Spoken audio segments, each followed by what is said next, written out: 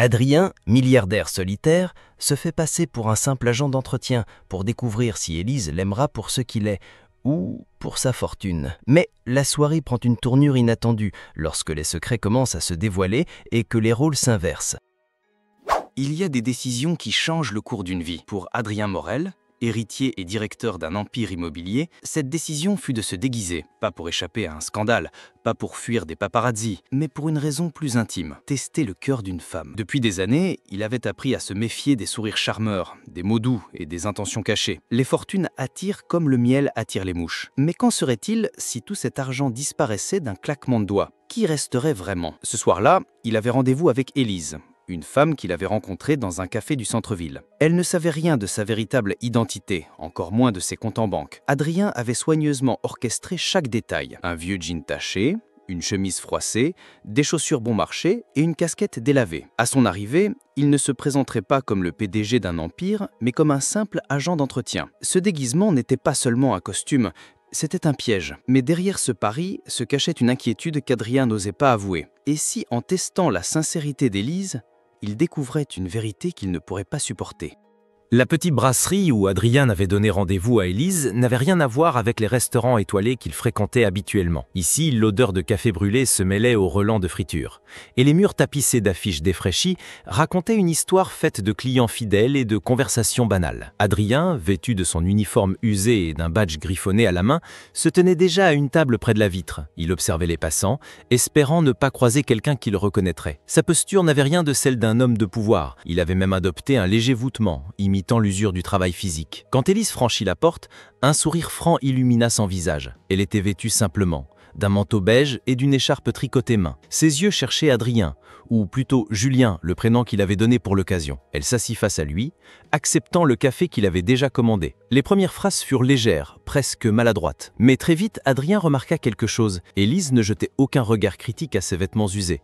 Au contraire, elle semblait sincèrement intéressée par ces anecdotes inventées d'agents d'entretien. Pourtant, derrière ses sourires, Adrien crut déceler une curiosité plus profonde, comme si elle pressentait qu'il y avait quelque chose à découvrir. Au fil de la conversation, Adrien se surprit à oublier son rôle. Les histoires qu'il racontait, bien qu'imaginaires, semblaient captiver Élise. Elle posait des questions sur ses horaires, ses collègues, et même sur la solitude que pouvait engendrer ce travail. Ce n'était pas de la pitié qu'il lisait dans ses yeux, mais une forme d'empathie brute. Cependant, à un moment précis, alors qu'il parlait d'un vieil immeuble aux ascenseurs capricieux où il prétendait travailler, Élise fronça imperceptiblement les sourcils. Adrien remarqua ce détail infime. Elle avait posé sa tasse, penché légèrement la tête et demandé « Et comment as-tu choisi ce métier ?» La question était banale, mais un ton qui cherchait plus qu'une simple réponse. Adrien improvisa une histoire sur un père malade et des études abandonnées, tout en scrutant sa réaction. Elle hocha la tête, mais ses yeux semblaient fouiller derrière ses mots. Une pensée fugace traversa l'esprit d'Adrien. Et si, à cet instant précis, c'était lui qui était en train d'être testé?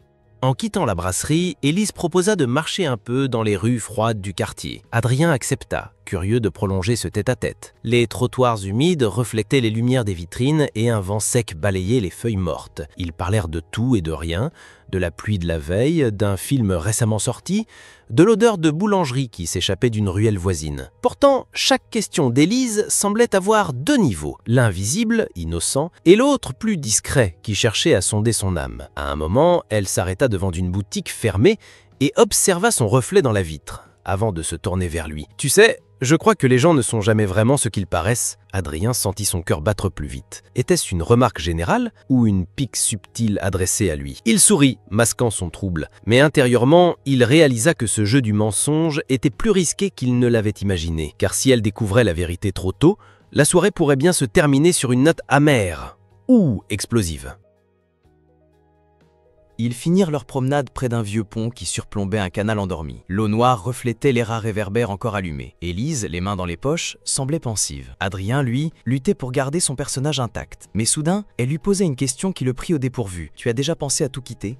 Pour recommencer ailleurs ?» Adrien sentit ses entrailles se contracter. Cette phrase, il l'avait entendue presque mot pour mot, des années auparavant, dans la bouche d'une ancienne fiancée qu'il avait quittée, précisément à cause de sa fortune. Était-ce une simple coïncidence ou Élise cherchait-elle à toucher un point sensible? Il répondit avec une prudence calculée, évoquant le désir de liberté et de simplicité. Elle l'écouta, hochant la tête, mais ses yeux semblaient retenir une vérité qu'elle ne voulait pas encore partager. Adrien comprit alors qu'Élise avait, elle aussi, ses secrets. Et peut-être que cette rencontre, censée être un test pour elle, allait devenir un face-à-face où chacun tenterait de percer le masque de l'autre. En quittant le pont, Adrien remarqua que la conversation s'était ralentie. Les phrases devenaient plus courtes, les silences plus longs. Mais ce n'étaient pas des silences gênés, c'étaient des silences lourds, comme si chacun réfléchissait à ce qu'il devait dire ou taire. Ils passèrent devant un petit kiosque, encore ouvert. Élise s'arrêta, acheta 2 chocolats chauds et en tendit un à Adrien avec un sourire. Ça réchauffe les mains et parfois le cœur. Ce geste simple le toucha plus qu'il ne l'aurait admis. Pourtant, il ne pouvait s'empêcher de se demander, était-ce pure gentillesse ou un moyen de le mettre en confiance pour l'amener à se dévoiler davantage? Adrien, malgré lui, se surprit à lui raconter un souvenir d'enfance, presque vrai, presque inventé. Elle écoutait, ses yeux fixés sur lui, comme pour mémoriser chaque détail. Mais ce qui troubla Adrien, ce fut cette impression constante qu'Élise n'était pas une simple inconnue rencontrée par hasard. Il y avait dans ses regards et dans sa façon de poser certaines questions, comme s'il le connaissait déjà d'une manière ou d'une autre. Ils s'assirent sur un banc, non loin d'un lampadaire qui diffusait une lumière jaunâtre. Le vent faisait voler quelques papiers au sol. Adrien essayait de se détendre, mais le rôle qu'il jouait devenait pesant. Puis, au détour d'une phrase, Élise prononça un nom. Morel, tu connais? Adrien sentit son estomac se nouer. Morel, son propre nom. Elle avait dit cela avec un ton neutre, comme si c'était une simple curiosité. Il répondit prudemment « Non, pas vraiment. Pourquoi ?» Elle haussa les épaules. « J'ai lu un article sur un certain Adrien Morel, un milliardaire. Ça m'a fait penser à toi, mais c'est idiot. » Adrien força un rire, mais son esprit s'emballait. Était-ce une coïncidence ? Ou venait-elle de lui tendre un piège pour tester sa réaction? Ce qu'il ne savait pas, c'est qu'Élise observait chaque micro-expression sur son visage, notant mentalement chaque hésitation. Dans ce duel silencieux, aucun des deux n'était prêt à avouer ses cartes. La soirée avançait et Adrien se rendait compte que son mensonge devenait une toile complexe, où chaque fil devait être soutenu par un autre. Plus il inventait, plus il devait se souvenir de ce qu'il avait dit plus tôt. Un simple oubli pouvait trahir sa véritable identité. Pour masquer sa nervosité, il proposa de rentrer. Mais Élise, étrangement, insista pour marcher encore, prétextant qu'elle aimait observer la ville endormie. Ils traversèrent une petite place, éclairée par des guirlandes encore suspendues depuis les fêtes passées. Adrien commençait à sentir une tension nouvelle. Et si ce n'était pas lui qui menait le test, mais elle. Chaque geste, chaque regard d'Élise semblait étudié, presque calculé. Elle lui raconta alors une histoire sur un ami qui avait découvert qu'on lui mentait depuis des mois, et comment il avait fini par tout perdre. Ces mots résonnèrent étrangement comme un avertissement. Adrien comprit que cette soirée n'était plus seulement un jeu de rôle, c'était devenu une partie d'échecs, où le premier qui commettrait une erreur verrait tout s'effondrer. Ils arrivèrent devant la façade d'un immeuble ancien. Élise s'arrêta, se tourna vers lui et dit calmement « Je sais que tu ne m'as pas tout dit ». Le cœur d'Adrien manqua un battement. Il tenta de jouer l'innocent, mais elle poursuivit. « Je ne parle pas seulement de ton travail, je parle de toi, de qui tu es vraiment. » Elle le fixait droit dans les yeux, sans colère, mais avec une intensité qui le désarmait. Adrien sentit que le moment de vérité approchait, mais il ne pouvait pas tout avouer, pas encore. Alors il choisit une voie intermédiaire. Il admit qu'il avait embelli certains détails sur sa vie, sans entrer dans les précisions. Élise ne sembla ni surprise ni déçue. Elle sourit même légèrement. « Tu sais, moi aussi, j'ai mes secrets. » Ces mots résonnèrent comme un coup de tonnerre, car à cet instant, Adrien comprit que ce rendez-vous était peut-être bien plus qu'un simple test de loyauté. Après sa révélation énigmatique, Élise sortit un petit objet de la poche de son manteau. Adrien reconnut immédiatement ce que c'était, une clé, mais pas n'importe quelle clé. C'était un modèle ancien, en laiton, identique à ceux utilisés dans les bureaux historiques de l'immeuble central du groupe Morel. Il resta figé, incapable de cacher sa surprise. Élise le remarqua et esquissa un sourire presque imperceptible. « Je l'ai trouvé dans la rue », dit-elle en haussant les épaules, « mais j'ai l'impression qu'elle appartient à quelqu'un d'important. » Adrien sentit un frisson lui parcourir l'échine. Était-ce un hasard ou une mise en scène? Comment aurait-il pu mettre la main sur une clé aussi spécifique? Ce symbole métallique lui rappelait les nombreuses histoires de trahison et de coups montés qu'il avait déjà vécues. Il essaya de balayer l'incident d'un geste, mais intérieurement, il comprenait que quelque chose d'invisible se jouait. Ce n'était plus seulement un rendez-vous test, c'était peut-être le début d'une partie beaucoup plus dangereuse.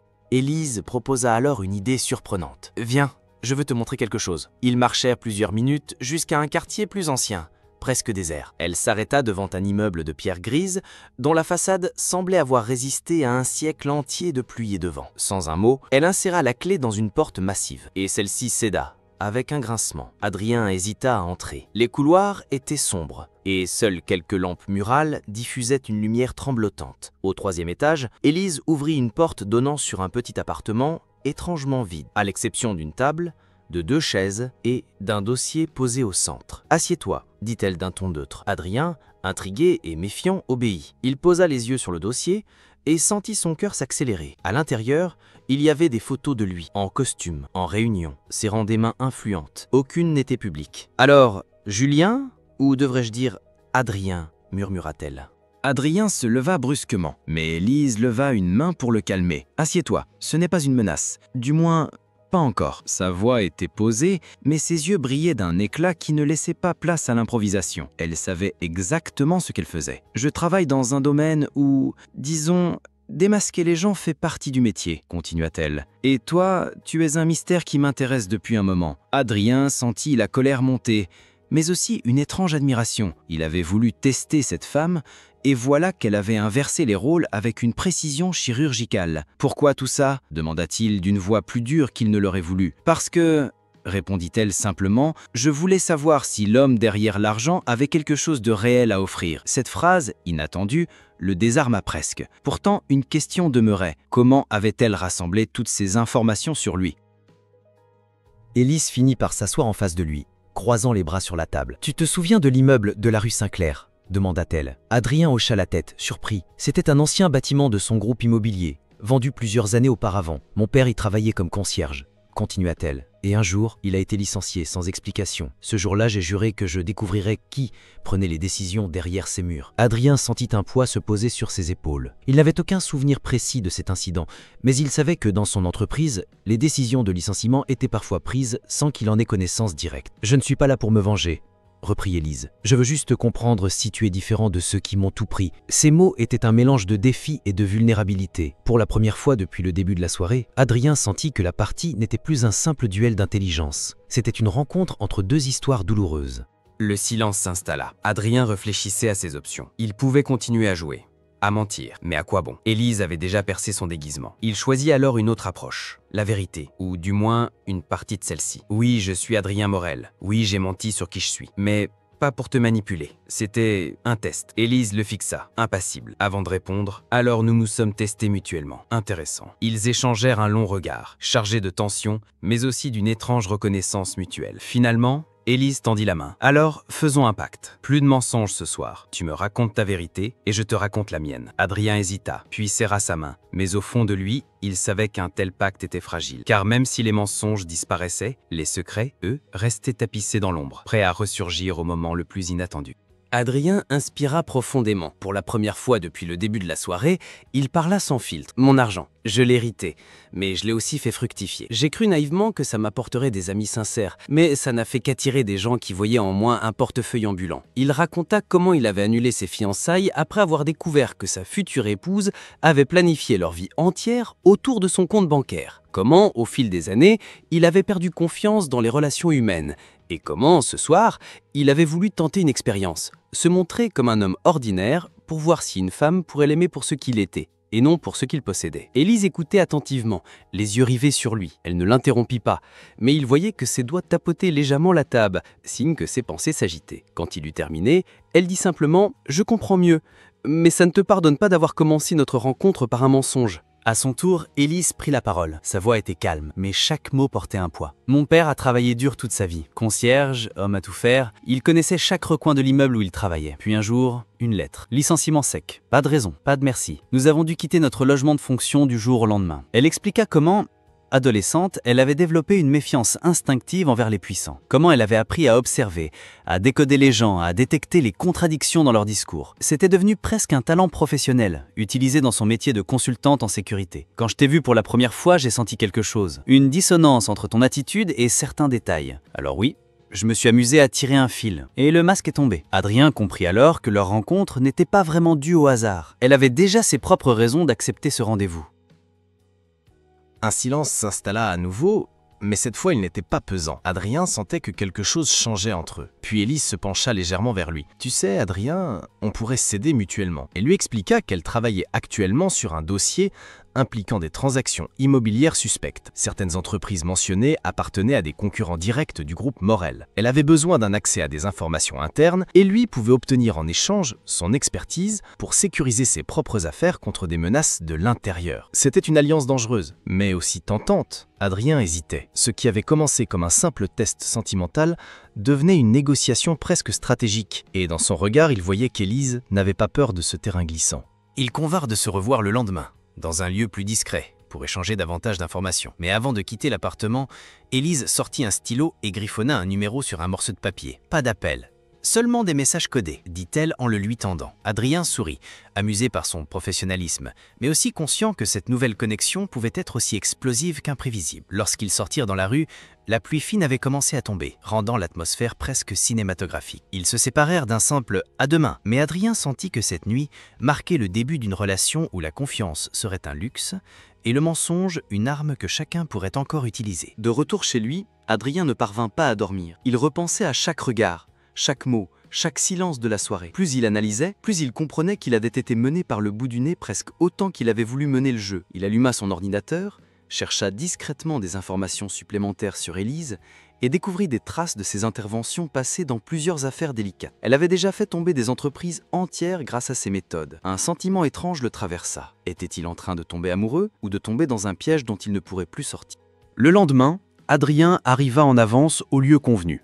Un vieux café presque vide. Élise entra quelques minutes plus tard, vêtue d'un manteau sombre et de lunettes teintées. Elle s'assit, sortit un dossier et le poussa vers lui. « Ce sont les premiers documents, dit-elle. Mais sache une chose, Adrien. Si tu me mens encore, je le saurai. » Il la fixa, un sourire en coin. « Et toi, Élise, si tu me mens, je le saurai aussi. » Ils échangèrent un regard complice, à la fois défiant et intrigué. Dans ce jeu où chacun portait encore un masque, l'amour et la méfiance allaient coexister. Et quelque part, au fond, Adrien savait que leur histoire ne faisait que commencer. Si vous voulez découvrir jusqu'où cette alliance étrange va les mener, abonnez-vous et ne manquez pas la suite, car sous chaque vérité, il y a toujours un autre mensonge.